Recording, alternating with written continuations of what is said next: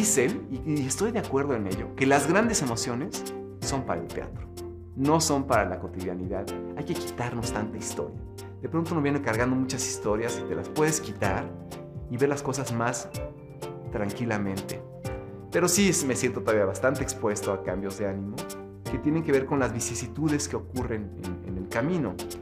Pero ya sería hora de aprender que esas vicisitudes siempre van a ocurrir y que no hay situaciones ideales.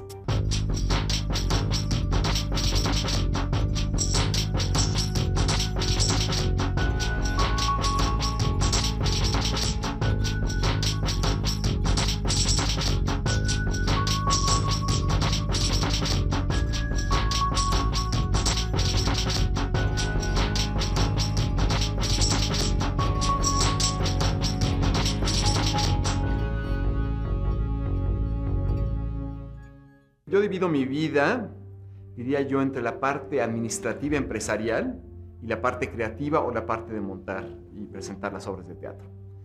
Pero sí varía muchísimo. Pero todos los días tienen que contener una parte de entrenamiento personal o que puede ser compartido con los actores, pero si no es personal.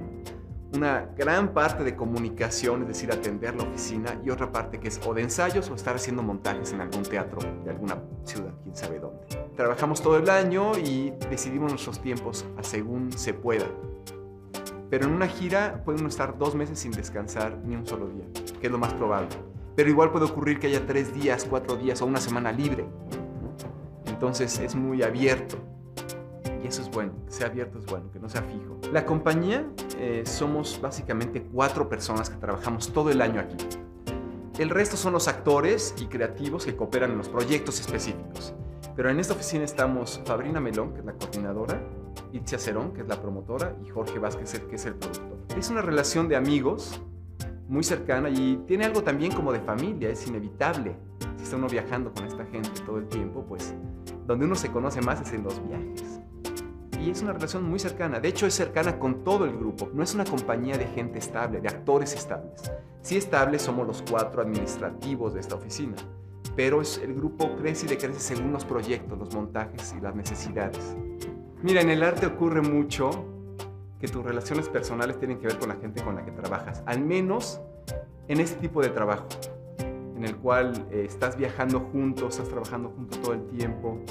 Las relaciones no se establecen de una manera tan estereotipada o tan tradicional, digámoslo de esa manera, ¿no? Bueno, el espacio preferido de trabajo es el salón de ensayo, es el gran campo de creación, más todavía que el teatro, es el laboratorio, porque el escenario es donde va uno a mostrar los resultados. Pero bueno, es una oficina, que es esta, en la cual hacemos toda la parte administrativa y de promoción, etc. El salón de ensayo y los teatros, más los aeropuertos. Cada vez son más horas porque cada vez es más complicado volar, porque las regulaciones son muy, cada vez más exóticas. Entonces son horas y horas de estar en los aeropuertos. Me sirve para escribir, para leer. Trabajo mucho ahí. Y lo que tenemos que decidir de lo de Sarajevo, de las puertas, si las vamos a mandar a hacer allá. Sí. La caja, definitivamente se sale esa caja. En la primera puesta en escena yo manejaba todo. Vamos, no quería ni un asistente. Yo hacía absolutamente todo y nada más era yo, el productor y los actores. Posteriormente ya el vestuarista, iluminador, etc. Pero todas las decisiones estaban en mi ámbito. Y eso cada vez se ha ido abriendo más, de tal manera que los creativos que me acompañan participan más y más. Los actores siempre han sido co-creadores, porque todo es a partir de improvisaciones. Es decir, yo pongo temas y vamos haciendo descubrimientos y luego yo selecciono qué de ellos se va a poner en el discurso final. Pero cada vez están más incluidos estos creativos. Los últimos procesos, de hecho, no los estoy haciendo solo, incluso como la cabeza del proyecto.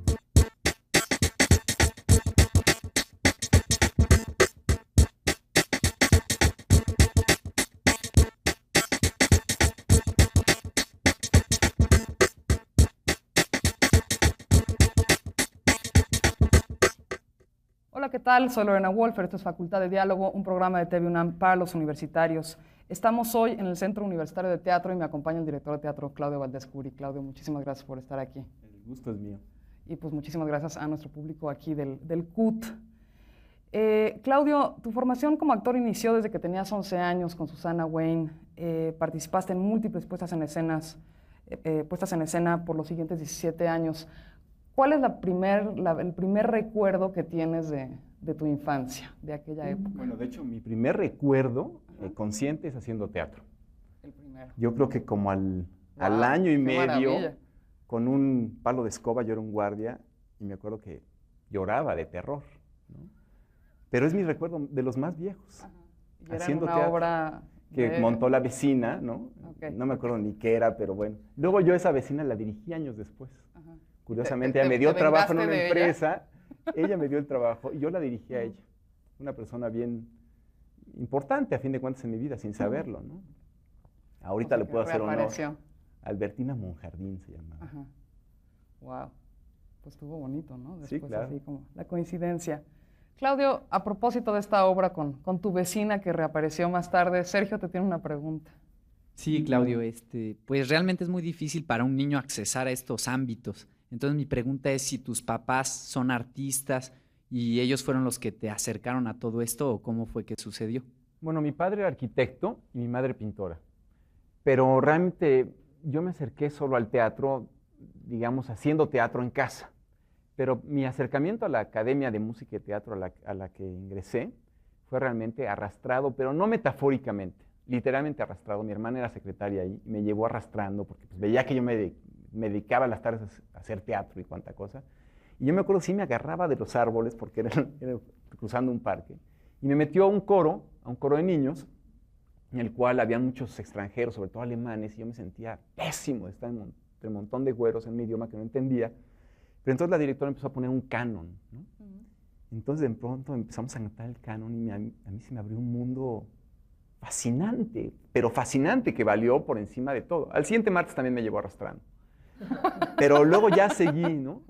Y luego vino la televisión alemana y quiso hacer un proyecto con estos niños de hacer un montaje de una obra de Karl Orff. Y de ahí se formó el grupo de teatro. Y ahí empezó esta historia. Y luego yo me la pasaba todas las tardes en esta academia entre el solfeo y el coro de niños. Y estaba en este coro de niños hasta los 15 años y luego pasé de un martes de ser soprano a un jueves a ser bajo, porque me mandaron al coro sinfónico del mismo lugar. Pero en realidad yo no cantaba ya ni soprano ni bajo, ni ese momento de cambio de la voz. Y esa fue mi historia en los coros, ¿no? Pasé este coro en el cual conocí a la gente con la que luego formé Ars Nova, este cuarteto de música renacentista y virreinal.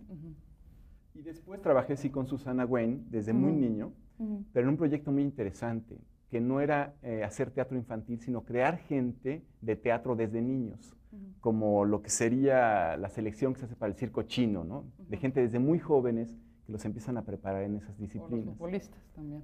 Pues sí, también, claro. Claro. Así fue mi formación, digamos, mi formación teatral. Tengo también la formación musical y en cine también. A diferencia de esas formaciones, esta fue a través de muchos años. No fue en una carrera, digámoslo así. Es una carrera diferida. ¿Qué recuerdas de esa enseñanza en ese momento? Bueno, lo que era muy interesante con Susana es que creaba mucho la sensación de conciencia, es decir, íbamos a ver teatro y a analizarlo, pero iban niños de 10 años a analizar las cosas buenas y las cosas malas. Por supuesto, la disciplina, una disciplina enorme, en una academia de música, porque iba al mismo tiempo la formación musical con la formación teatral, que a mí me parece indispensable. Creo que el pensamiento musical da un orden y da un ritmo. Siempre que me preguntan qué deben de estudiar los directores, yo digo música, antes que otra cosa. Pero igual los actores, porque yo pienso que el teatro pues, es poesía, a fin de cuentas, y la poesía pues, es rítmica y es música, ¿no? Y después, en la adolescencia, digamos, ¿cómo fue evolucionando esta formación ya para, pues no sé, los 15 años? Una cosa bueno, yo empecé a producir cine a los 10 años.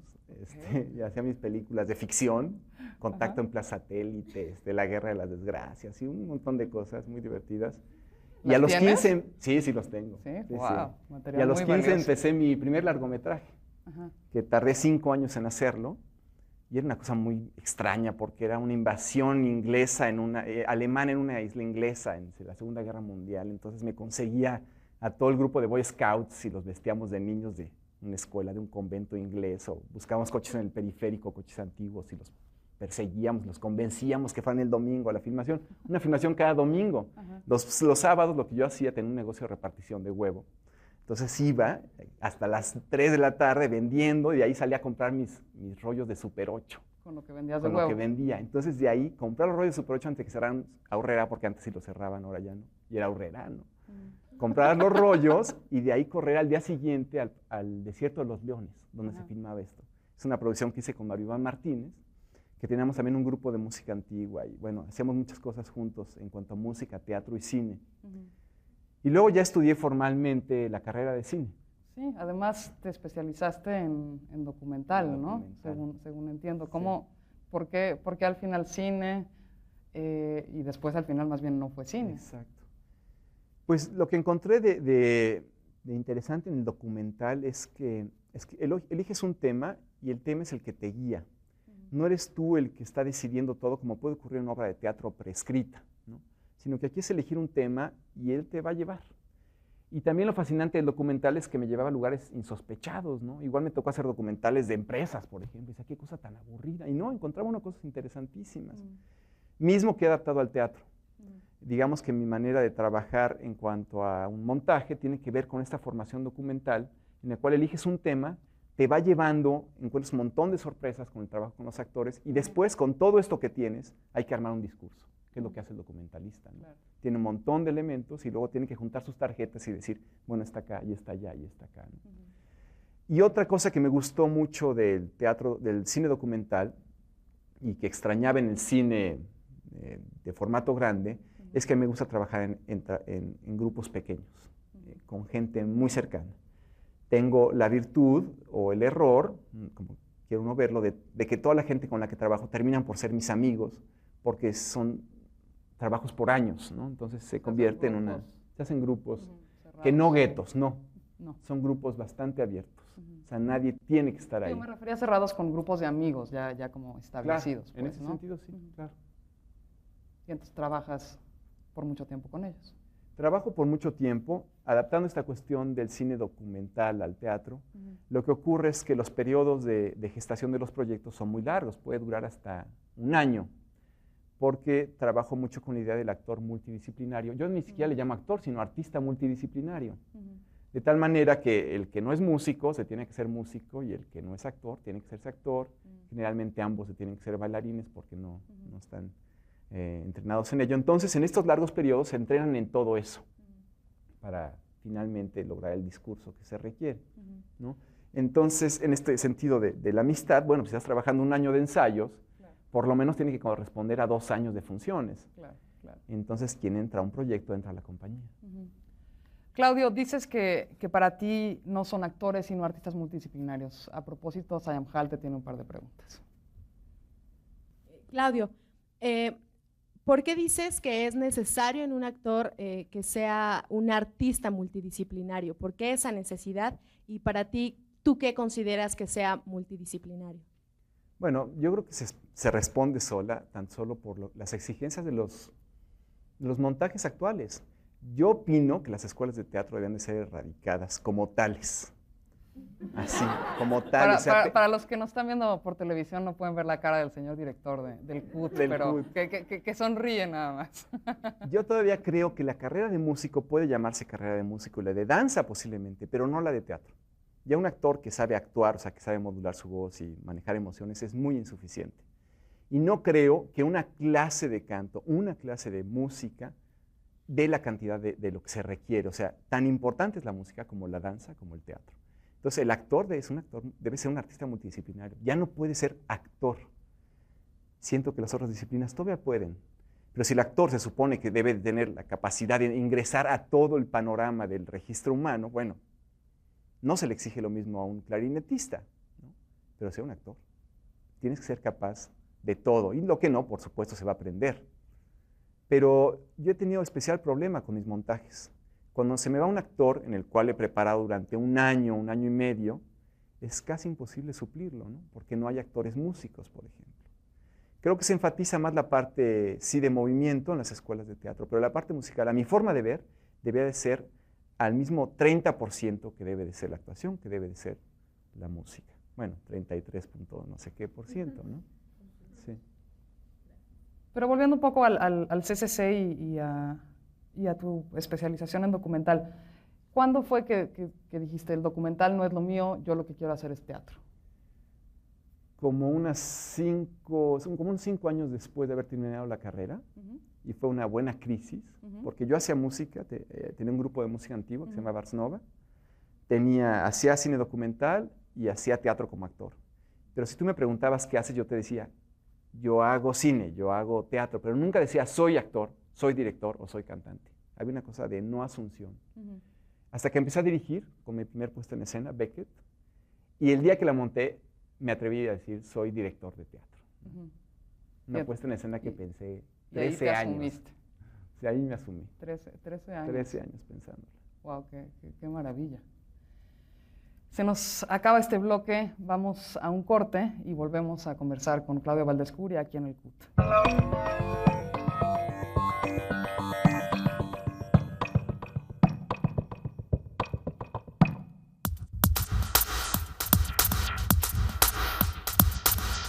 Ha habido proyectos que han nacido de una área de ópera, como otros que nacen de una imagen. Y persigue uno esa imagen y de hecho es como el ancla.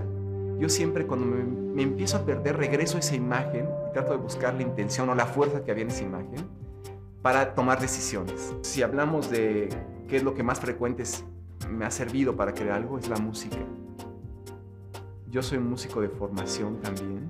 Y el lenguaje musical me despierta una cuestión no racional que me hace perseguir esa sensación. Yo considero la música tan importante como el teatro, tan importante como el movimiento. No es nunca música que acompaña, no es música de fondo, es parte integral del discurso. El uso de la voz, por ejemplo, tiene una presencia muy particular, a nivel hablado y cantado, y como sea, ruidos, ¿no? Pero no acompaña las obras de teatro, es una parte fundamental de las obras de teatro, la música. Yo nunca he hecho un casting, en realidad es gente que me voy encontrando en el camino, yo diría habitantes, porque no son necesariamente actores ni músicos. En ocasiones son actores o son músicos, lo cual adelanta muchas cosas en los procesos, pero yo diría que un buen porcentaje de las obras han tenido gente que no ha tenido que ver con el teatro, de hecho. Gente que algo hay en su energía que yo siento que va con el posible personaje, diría yo. Es donde siempre digo que los actores tienen que ser infalibles porque como van creando con sus propios elementos, ¿quién no va a actuar bien sus propios elementos? Mira, el estado de ánimo es el tema principal. Yo creo que el trabajo más fuerte, el trabajo interior de uno, es el trabajo con las emociones. Cuando veo situaciones en las que tengo que asumirme como director, que es una fortaleza que considero que traigo yo, y es cuando mejor me siento. En momentos de desastre es cuando mejor me manejo. Es decir, me ha tocado asaltos, por ejemplo, ¿no?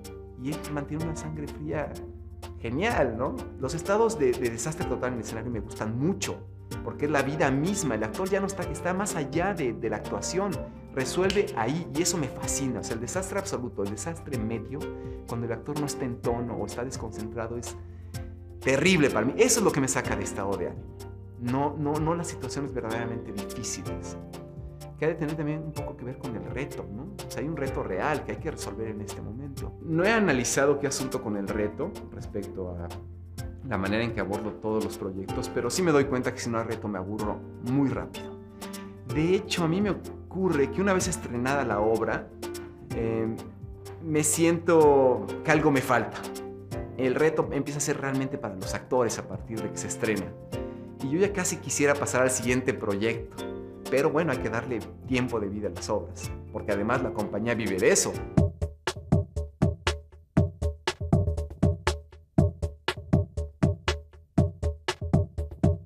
Estamos de vuelta conversando con Claudio Valdescuri aquí en el Centro Universitario de Teatro. Claudio, hablando ya ahora de Teatro de Ciertos Habitantes que fundaste en 1997 y que se ha presentado en infinidad de lugares, y aquí voy a leer la lista porque son muchísimos, solo para que nos demos una idea de dónde han estado: en el Festival Iberoamericano de Teatro en Cádiz, en el Teatro Nacional del Cairo, en el Kunsten Festival des Arts en Bruselas, en Transit en Berlín, en el Festival del Imaginado en París, en The Goodman Theatre en Chicago, en The New 42nd, me estoy quedando sin aire, Street Theatre en Broadway en Nueva York, por mencionar solo algunos. ¿Cuándo, cómo surgió la idea de formar esta compañía? Hablabas hace rato un poco del trabajo que haces con con los artistas. ¿Cómo surgió la idea y cómo trabajan? Yo creo que se dio de una manera natural, sin pensarlo, es decir, porque mi formación es de grupo. Yo creo en el teatro de grupo y en la creación en grupo, la creación colectiva, o el trabajo colectivo, ¿no? Para que no se malentienda, ¿no? Pero yo hice una puesta en escena, que fue Beckett o el honor de Dios, con un grupo de gente que de alguna manera buscábamos un espacio. Eran 5 actores jóvenes, un director joven, etcétera, un grupo de gente que buscaba tener un espacio en un medio. Trabajamos un año en la escalera del convento del Museo del Carmen y nuestra intención era hacer unas cuantas funciones y que la gente nos conociera. Además, por supuesto, antes que todo, el contenido de la obra era algo que queríamos decir. Eso era, de ahí parte todo. Pero siempre hay otras cosas que se cumplen en un montaje. Y bueno, resultó muy bueno y inmediatamente este trabajo se expuso al exterior y empezó una carrera internacional muy rápido, ¿no? Luego hicimos otro montaje, que fue Monstruos y Prodigios, en el cual yo fui a la oficina de Limbo a presentar mi proyecto, ¿no? De Monstruos y Prodigios, y tenía una cita con el entonces director el Coordinador Nacional de Teatro. Le presenté mi carpeta, y me dijo a todos sí, ¿no? Y dije, pero es que además hay que cerrar el teatro, porque hay que poner arena y va a haber un caballo. Y los lunes quiero hacer conferencias y los martes no sé qué. Y a todos me decía sí. Wow. Entonces le dije, bueno, ¿y cuesta esto? Y dijo que sí, ¿no? Era Mario Espinosa, ¿no? Y nada más, someramente decía sí, sin más. Y entonces le presenté el proyecto y dice, no me interesa, déjeme ver tu currículum. Dije, pues ahí está, ¿no? Se lo presenté y yo salí y dije, al final, gracias. Someramente, él dijo sí, yo dije gracias. Y salí y las piernas se me hacían así, ¿no? Entonces le hablé al productor y dije, es que nos dijeron que sí a todo, mientras que la anterior había sido como toda primera obra que, pues, todo mundo, mi madre cosiendo los trajes y consiguiendo todo prestado, ¿no? Y la segunda te la produce Compañía Nacional de Teatro. Entonces, en esta vertiente que tenía Compañía Nacional de Teatro como casa productora más que una compañía estable, y entonces, digamos que cumplíamos la parte de vanguardia o la parte de montaje experimental dentro de esta casa productora. Y entonces, tanto Monstruos y Prodigios como la siguiente, El Automóvil Gris, se presentaron bajo el contexto de Compañía Nacional de Teatro. A la vuelta de ciertos años y una ya bastante presencia internacional, nos dimos cuenta que era necesario un nombre, porque Compañía Nacional de Teatro no es nada, ¿no? En algunos países impresiona, pero en otros puede tener mal nombre, o en otros puede llegar nuevamente la Compañía Nacional de Teatro con otro montaje muy distinto. Entonces perdimos esa parte oficial o apoyo oficial por darle un nombre, pero era necesario. Porque entonces nos convertimos tuvimos una identidad institucional. Lo que se vende ahora o se promociona ahora o con lo que la gente hace vínculo es con la compañía teatro de ciertos habitantes y no con un montaje. Claro. Y bueno, nació el nombre de una compañía que ya había nacido. Y posteriormente vinieron otros montajes y ahora estamos a la vuelta de 10 años de ese entonces. Hablando justamente de Beckett o El honor de Dios, que es del dramaturgo francés Jean Anouilh, que montaste en el 94 y que habla sobre la amistad y la traición entre Enrique II y Thomas Becket, arzobispo de Canterbury, ¿no? De uno de los programas de Mano, y voy a leer, se desprende una frase del mismo Anouilh que resume en una línea de la historia, ¿no? La amistad es un animal que tiene una curiosa particularidad. Muerde cuando ha muerto. ¿Cuáles fueron, hablabas de que tu madre te ayudaba a coser los trajes y demás, pero cuáles fueron los retos de adaptar esta obra para México y sobre todo considerando que fue la primera? Claro, fueron múltiples retos, entre ellos que la obra es para 30 y tantos actores, ¿no? Entonces se redujo a 5 actores, 2 de los, ¿dije algo mal? 30 y tantos personajes que hacen 5 actores, y cada uno hacía muchos personajes. El Rey y Beckett se mantenían en esos personajes, y los otros 3 actores hacían una gama muy vasta de personajes. Entonces ese fue el primer reto, sacar la parte más contemporánea de una obra que dura 4 horas y media, que se redujo a 3 horas, y era lo mismo, que todos los elementos que iban a ser parte del discurso tuvieran la misma importancia. El texto igual de importante que la música, igual de importante que el movimiento. Y lo que se utilizó fue esta escalera como una metáfora de la tragedia. Si revisamos las tragedias, generalmente todo ocurre fuera de escena. Es decir, los personajes vienen a informarnos lo que ocurrió, no sucede realmente ahí. Y para mí esta metáfora de la escalera lo tiene, porque la escalera es un lugar de paso. Los acontecimientos son arriba o abajo, pero no en la escalera. Entonces, cumplía bien estas funciones. Y el hecho de transformar esta escalera real en muchos escenarios, en muchos espacios, únicamente con la imaginación del actor, lo demás lo tenía que completar el público, como suele ocurrir en el teatro, fue un gran reto. Luego el reto con esta obra fue cada escalera a distintas partes del mundo. Sí, porque lo presentaron estoy viendo aquí, en Guanajuato, en Monterrey, en Barcelona. ¿Cómo iban adaptándolo a cada escalera? Primero había que ir a la ciudad a buscar las escaleras adecuadas. O sea, encontrar, en busca de la escalera. En busca de la escalera. Y eso era delicioso porque la gente del lugar veía su escalera habitual transformada en otra cosa, ¿no? Entonces fue una gira de escaleras. Sí.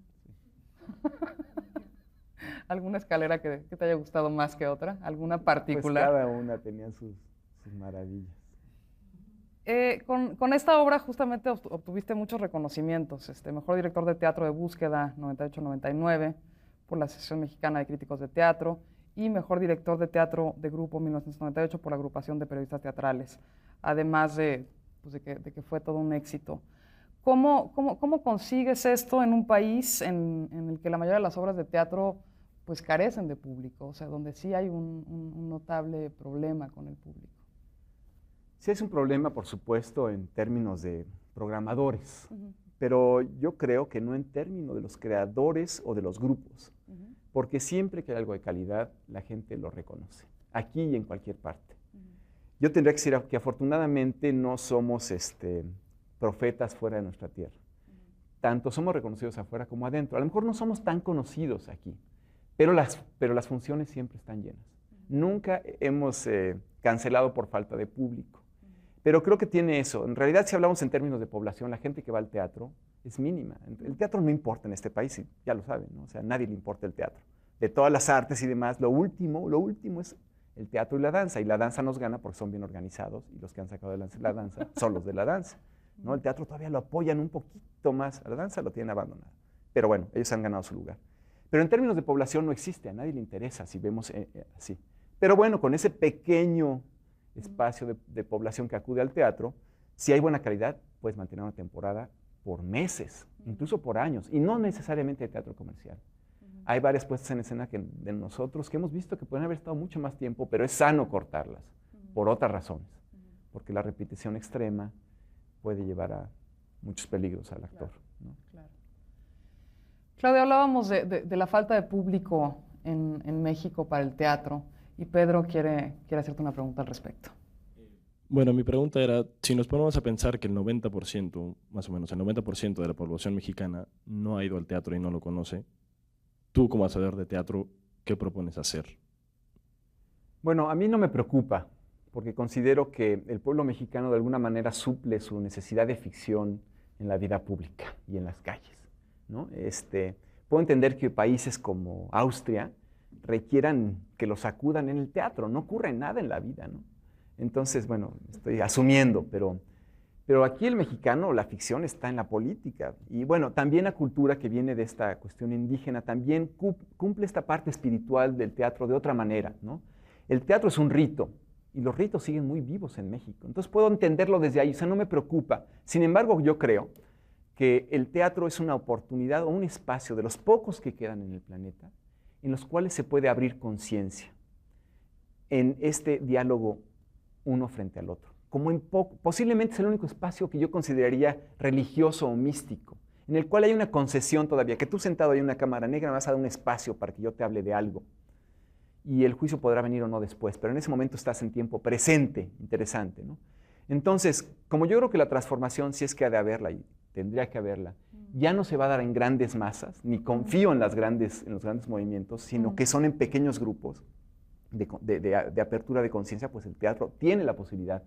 En su mayoría no está abocado a eso, pero puede tener esa capacidad de transformación extraordinaria. Entonces, cuando la gente se acerca al teatro, la gente que nunca ha ido y descubre eso, va a regresar siempre. Entonces, nuestro trabajo pues, es abrir esas conciencias que estén listas o que quieran exponerse a esta experiencia, ¿no? Claudia, hablamos de público, y Esmirna te quiere preguntar sobre la respuesta del público a tus obras.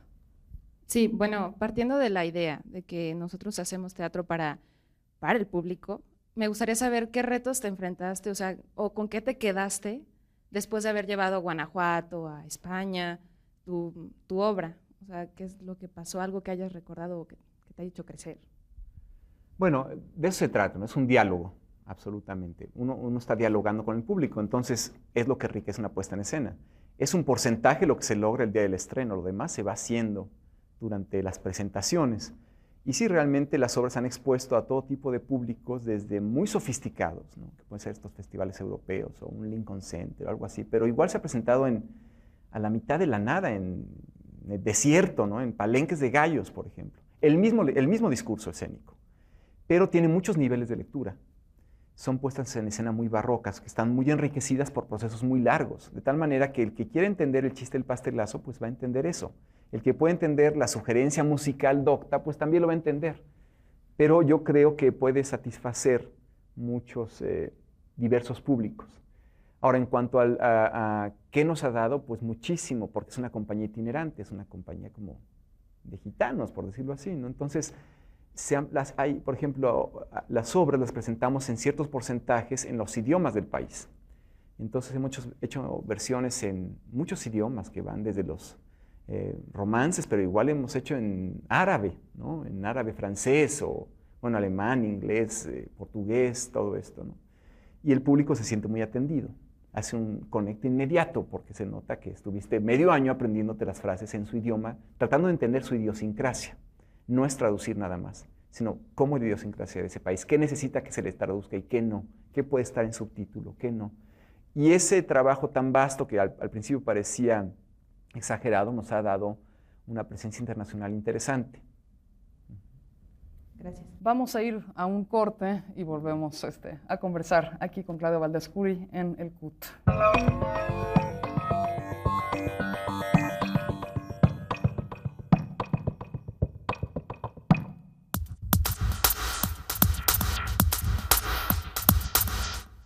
¡Traidor! ¡Perjuro! ¡Detenedlo! ¡Miserable! ¡Escucha tu sentencia! La primera obra, que tenía como reto, entre otras cosas, el darnos a conocer, abrirnos un espacio como artistas jóvenes, tenía el hacer una tragedia de 30 y tantos personajes reducida solo a 5 actores, que tenían que ser todos los personajes, todo esto en una escalera que nos servía como metáfora de la tragedia, donde todo sucede por fuera, y llevar al mismo nivel música, texto y movimiento. Ese era el reto que logramos después de un año de ensayos en la escalera del Museo del Carmen. ¡Y estoy rodeado de cobardes! ¿Dónde está Beckett, el sacerdote sin fe? Ahí el proceso pues fue muy particular, había que conocer una escalera, había que trabajar ahí. Pero la escalera, incluso en el Museo del Carmen, funcionaba como museo, la gente pasaba, los actores tuvieron que aprender a trabajar con gente cruzando las escaleras, lo cual fue un entrenamiento muy particular y muy útil. El siguiente proyecto, Monstruos y Prodigios, partió de la necesidad de hablar de estos sopranos hombres, por la relación con mi amigo Javier Medina, que es un cantante con el que teníamos un grupo, Ars Nova. Él tiene esta condición de tener garganta de niño en cuerpo de hombre por un problema que tuvo en la infancia, que le da características similares a los castrados. Un maestro de capilla descubre en un niño de una modesta familia rural su sorprendente aptitud musical. Este es un momento decisivo en la vida del infante. Ciertos dones bastan para pensar de inmediato en la próxima castración. Entonces empezamos a investigar, descubrimos que la historia de los castrados es fascinante, que no se requiere hacer ningún drama extra, y lo que hicimos fue solo presentarla a manera de conferencia. Es decir, es una conferencia que a través del proceso creativo se convirtió en puesta en escena. Tiene una dramaturgia de puesta en escena a través de las improvisaciones, pero es una conferencia. El reto era ese, convertir una conferencia en teatro. El cuarto proyecto fue ¿Dónde estaré esta noche? Ahí el reto fue interesante porque yo me puse como autor, no siendo dramaturgo, e invité a Mari Carmen Gutiérrez a colaborar conmigo. Mari Carmen es una terapeuta transpersonal, no es dramaturga.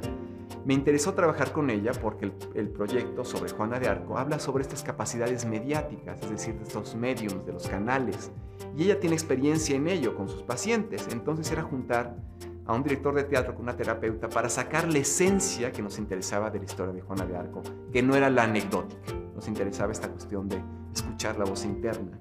El verdadero servidor está presto mucho antes de escuchar la petición de aquel a quien sirve. Todo irá bien, el viento va a cambiar. ¿Qué dices? El viento va a cambiar. ¡Salud!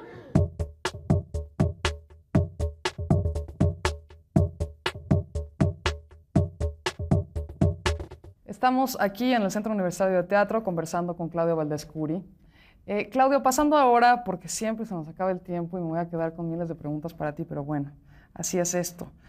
Ahora, hablando de Monstruos y Prodigios, la cual se estrenó con mucho éxito en 2000 en España, durante el Festival Iberoamericano de Teatro de Cádiz. Es una puesta en escena que aborda el fenómeno el fenómeno artístico, social y cultural de los castratis, ¿no? ¿Por qué abordar este fenómeno? ¿Por qué te interesó? Esa es una pregunta que me hacen siempre, sobre todo en el extranjero, porque dicen, ¿por qué unos mexicanos abordan un tema europeo del barroco, ¿no? Exacto. En realidad parte de una cuestión personal, o personal de igual, ahorita cercana. le ligo con esto que me dijiste de que el martes era soprano y el jueves... Bueno, sí, la historia de la música pues a mí me resulta fascinante, ¿no? Ajá. Pero nace realmente de un proyecto que empezó como un concierto didáctico que empecé a hacer con Javier Medina, el sopranista de la obra. Javier tiene garganta de niño en cuerpo de hombre por problemas que tuvo en su crecimiento, que tuvo leucemia. Entonces, bueno, esas características muy especiales nos llevaron a investigar sobre estos cantantes castrados, ¿no? Él no es castrado, hago la aclaración. Y entonces empezamos a descubrir esta historia fascinante que ya en sí tiene un drama que no se necesita añadir nada. Entonces, lo que hice con Jorge Curi, el coautor, que lo invité a hacer esto, y en homenaje a quien se hizo el remontaje de esta obra, porque murió hace un par de años, fue hacer una conferencia. De tal manera que es una conferencia que adquirió puesta en escena a través del proceso creativo. Entonces es un tema que parte de algo, digamos, personal, ¿no? de una amistad, pero que encontramos ahí ecos fascinantes. Es la historia de las ideas de Occidente de los últimos 3 siglos, la historia del teatro, de la música. Es fascinante y habla de seres que entregan toda su vida al arte, ¿no? Y habla de esta cuestión de pasar el límite, que antes se vio a través de poder sacrificar a una persona en pos de la belleza, pero ahora en pos del deporte se hacen cosas muy similares, ¿no? Claro. Los atletas se dopan y se hacen lo que sea con tal de romper una marca. 2 meses antes dejan de doparse, ¿no? Pero antes de eso lo hicieron. No diría que todos, pero... Muchos. Claudio, a propósito de Monstruos y Prodigios, Katia, a quien aparentemente le cambió la vida esta obra, te tiene una pregunta.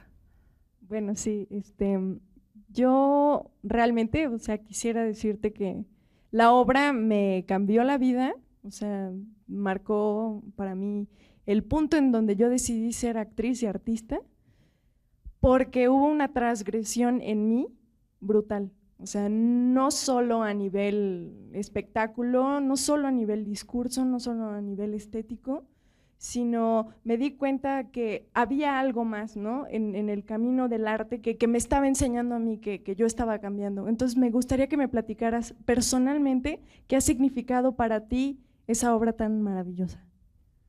Bueno, yo te hablaría de las intenciones más bien. Siempre los proyectos, yo soy una persona muy práctica porque soy director empresario, al 50-50, ¿no? Entonces la parte empresarial siempre está ahí como planeando y buscando una forma de presentar, pero la parte del director, del artista que es más intuitiva, tiene una intención que no comparto. O sea, esa es una razón muy personal, muy interna para montar algo, que siempre debo de regresar a ella, aunque tenga una estructura muy, muy visible, ¿no? Pero debo de regresar a esa intención y saber qué debo de elegir con base a esa intención. Pero eso no se comparte como tal, ¿no?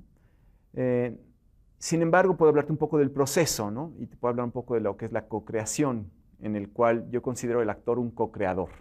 No es una persona que va a responder a mis órdenes, ni va a ir a la derecha o a la izquierda, ¿no?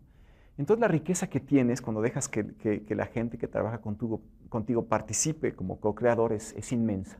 Mi trabajo es motivar esa creación a diario, que es bastante trabajo. Es suficiente para entretener toda la vida en eso, ¿no? En estar motivando esa parte del actor, que sea responsable de ello. Yo siempre digo que van a llegar tan lejos como ellos quieran, y es tal cual. El actor llega en las puestas en escena que hacemos hasta donde él quiere, ¿no? Pero lo que hemos hecho más o menos en todos los procesos es sí un porcentaje alto en improvisaciones, que puede ser hasta un 70% con base a temas, y algunas disciplinas que se trabajan desde el primer día, disciplinas que yo sí preconcibo, y tienen que entrenarla por mucho tiempo porque nadie está entrenado en eso, ¿no? Aunque eso está cambiando porque cada proceso debe de ser distinto al anterior. Y antes de que se nos acabe el tiempo, Igual ahorita regresamos un poco a Monstruos y Prodigios. Pero hablando de dónde estaré esta noche, ahí retomas la historia de Juana de Arco en una obra en la que la ficción de la teatralidad es muy evidente, ¿no? Y los actores entran y salen de la ficción. ¿Cómo abordar un personaje que ha sido ya tan tratado en el cine, en la literatura, en el teatro? ¿Cómo darle, digamos, una nueva cara a este personaje? Sí, la intención era agarrar la esencia de Juana de Arco. Para esa puesta en escena nos olvidamos de lo histórico, mientras que en Beckett o en Monstruos y Prodigios hubo una gran investigación histórica. Lo mismo que para El automóvil gris, aunque en otro sentido, que fue una obra que hicimos entre teatro y cine.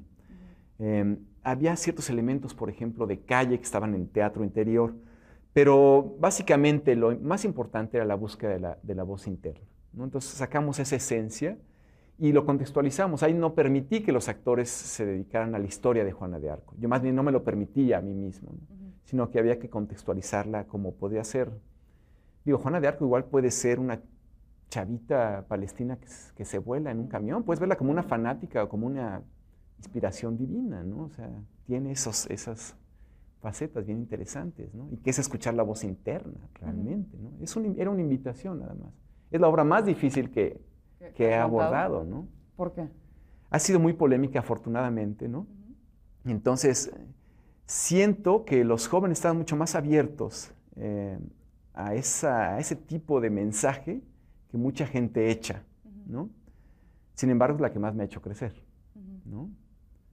Sin creerme de que necesariamente el sufrimiento o el dolor lo que siempre hace crecer. No creo que nada más. Esa es una mala lección una muy mala lección aprendida, ¿no? Que solo a través del dolor y el sufrimiento se crece. No. Pero sí hubo mucho de ello y hubo mucho crecimiento. Claudio, Rodrigo te tiene preguntas sobre dónde estaré esta noche. Bueno, en esta obra todos tus personajes tienen un acento diferente, al igual que sus vestuarios, son completamente distintos uno del otro y no me dan a mí una temporalidad. A mí como espectador me confundió mucho, no sé qué tanto apoyó tu discurso que a mí no me llegó tan directo. Bueno, entonces ahí seguramente hay algo no bien logrado, definitivamente, si no está claro para ti. Sin embargo, la intención era que había una cuestión de regionalismo al principio, que se localizara esta historia en el sureste mexicano y que después fuera temporal. Pero sobre los acentos tengo que decirte que realmente son los acentos de ellos. O sea, nuestra Juana de Arco, María Teresa del Pero, tiene su acento boliviano, aunque ella es italiana, y yo no pretendía luchar contra ese acento, todo lo contrario, ¿no? Nunca lucho con los acentos de los actores, porque la compañía se ha conformado con gente de distintas partes del mundo. Al contrario, creo que enriquece muchísimo esos acentos, ¿no? Y sí es esa cuestión de atemporalidad y de regionalismo, las dos cosas. Y en cuanto al vestuario, los actores entraban a escena con el vestuario con el que venían. ¿Cuál vestuario? Con la ropa con la que llegaban ese día. No era un vestuario. Las tres obras abordan, digamos, personajes o personajes de época, ¿no?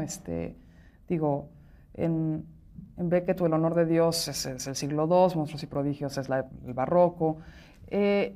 ¿Cómo ligas esos momentos con el mundo contemporáneo, ¿no? Hablabas ahorita justamente de que podía ser Juana de Arco una palestina suicida, ¿no? ¿Cómo estableces ese puente? Bueno, yo creo que, de una manera resumida, esa es la fuerza del teatro, la metáfora, ¿no? La metáfora que te permite hablar de cosas que frontalmente a lo mejor no se pueden hablar. Entonces, ¿es una estrategia? Es una estrategia, ¿no? Para decir muchas cosas, pero a través de la metáfora. Es más fácil tomar distancia, ¿no? Es como yo siempre digo con el público, el primer paso es establecer un vínculo de confianza, que digan, bueno, este tipo sí sabe contar, ¿no? Entonces a lo mejor te divierte, pero dices, bueno, su discurso está bien armado. Y luego metes el mensaje, ¿no? Ya que el público dijo, ok, no es una cosa inmediata, ¿no? Y lo mismo es con elegir un tema que pareciera ajeno, pero te está hablando de tu actualidad, claro, ¿no? De tu persona. persona. Como una especie de espejo, ¿no? Sí. Quizás. Qué maravilla. Claudio, Mariano tiene preguntas sobre el nombre de tu grupo, compañía de teatro. Mariano. ¿De dónde nace el nombre de Teatro de Ciertos Habitantes? ¿O por qué el nombre de Teatro de Ciertos Habitantes? Mejor del dónde. Nace en una gira jugando con la obra poética de Huidobro, con el Altazor, y de ahí fuimos jugando con palabras hasta encontrar este nombre. Me gustó por enigmático, por ser algo en el terreno de lo no explicable, de lo metafórico. Ya no lo quiero responder, porque lo estoy haciendo duro el significado, ¿no?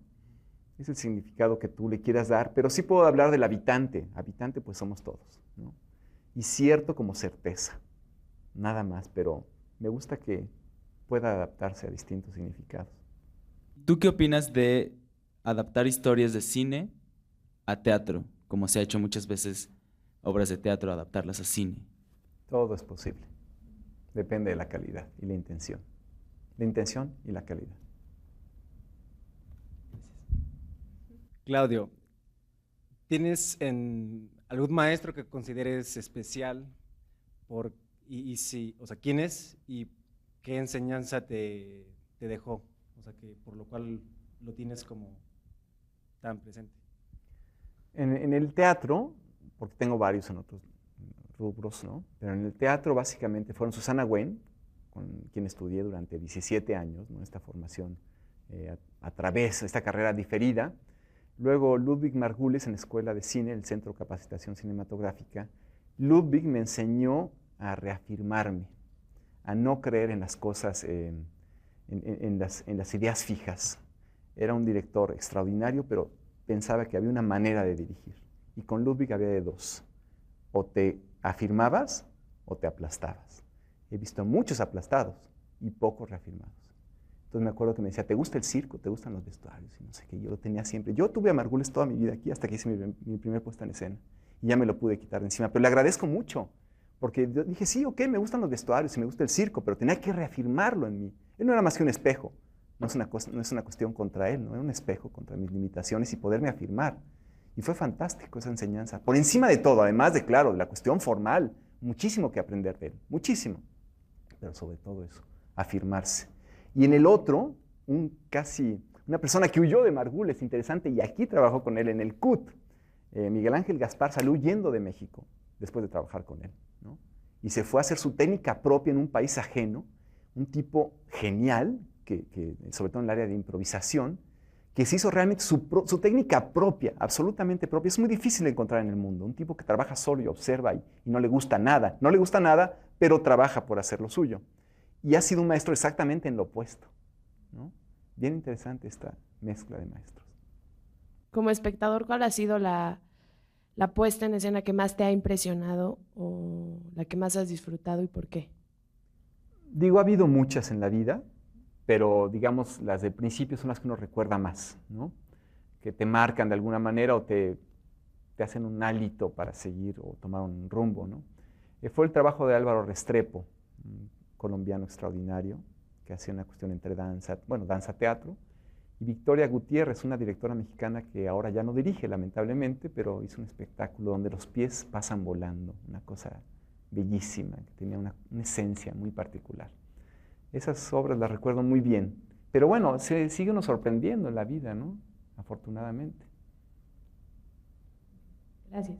Bueno, hablabas de que el teatro es un trabajo colectivo y llevaste varias de tus puestas no solo aquí en México, sino a varias partes del mundo, y has trabajado con actores también de varias partes del mundo. Entonces mi pregunta va hacia, tú como director, ¿cómo te comunicas con los actores? ¿Qué retos has tenido para llevar tus puestas a escena?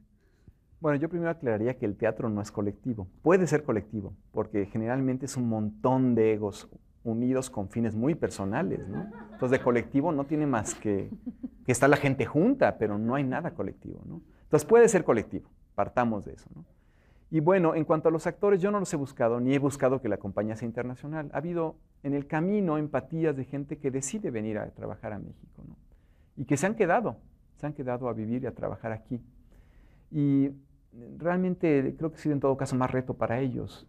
Mi trabajo es el mismo, motivarlos, pero sean en el idioma que sea, ¿no? Motivarlos a que estén siempre generando y que no se queden en su zona cómoda. Siempre hay que buscar esta línea del equilibrio precario, ¿no? Que es cansado. Gracias. Bueno, mi pregunta va hacia lo último que dijiste, ¿no? Me la vivo trabajando y de pronto cuando llego a México estoy nada más enfocado en un proyecto. ¿Cómo encuentras equilibrio en tu vida para ser feliz? Porque realmente, digo, una parte de nosotros pues es el teatro y todo, pero también seguimos siendo personas, seguimos saliendo a la calle, seguimos haciendo un súper. Pero bueno, ¿qué es el equilibrio? ¿El equilibrio está en mi vida social? El equilibrio no es ese, el equilibrio es estar en paz con uno mismo, haciendo lo que sea, ¿no? No necesariamente es tener equilibrio entre lo que llamamos personal y qué no es, qué es personal y qué no es personal en un artista, ¿no? Yo no puedo decir mi vida personal es esta y mi trabajo es este. Afortunadamente no lo puedo hacer. Entonces, bueno, el equilibrio es la búsqueda de la vida, ¿no? No es la búsqueda de ahora, es la búsqueda en la que debemos de tender todos. Al menos yo conscientemente ya tuve el regalo en esta vida de decir, bueno, es lo que estoy buscando, el equilibrio, ¿no? Y bueno, como en todo, en un principio, pues busca, diría como en la meditación, para poder meditar, pues buscas espacios de silencio, o sea, cierras las puertas y te pones tapones, pero al rato se supone que debes de encontrarlo en cualquier lugar. Entonces el equilibrio debe de estar en gira, o debe de estar aquí, o debe de estar donde sea. Claro que hasta ahorita es un poco teórico, ¿no? No estoy hablando de eso. A lo mejor si yo estuviera en eso, a lo mejor no estaría aquí. No lo sé, ¿no? No lo sé. Gracias. Claudio, se nos acaba el tiempo. Ahora sí, de verdad. Entonces cerramos con la pregunta sello de Facultad de Diálogo, que es, si tuvieras que convertirte de la noche a la mañana en cualquier personaje de la historia, en tu caso voy a tener que ser como ampliarlo, porque normalmente diría yo en la historia del teatro, pero viendo que haces muchas cosas. Entonces, en la historia del teatro, el cine y la música, ¿en quién te convertirías y por qué? Wow. En Kubrick. En Kubrick. En Kubrick. Ok. Sí. ¿Por qué? Por el cambio. Ajá. Es un tipo que cada proyecto pareciera que es otro director. A mí no me interesa el sello de autor, ni me interesa que la gente diga, ah, es una apuesta de, ¿no?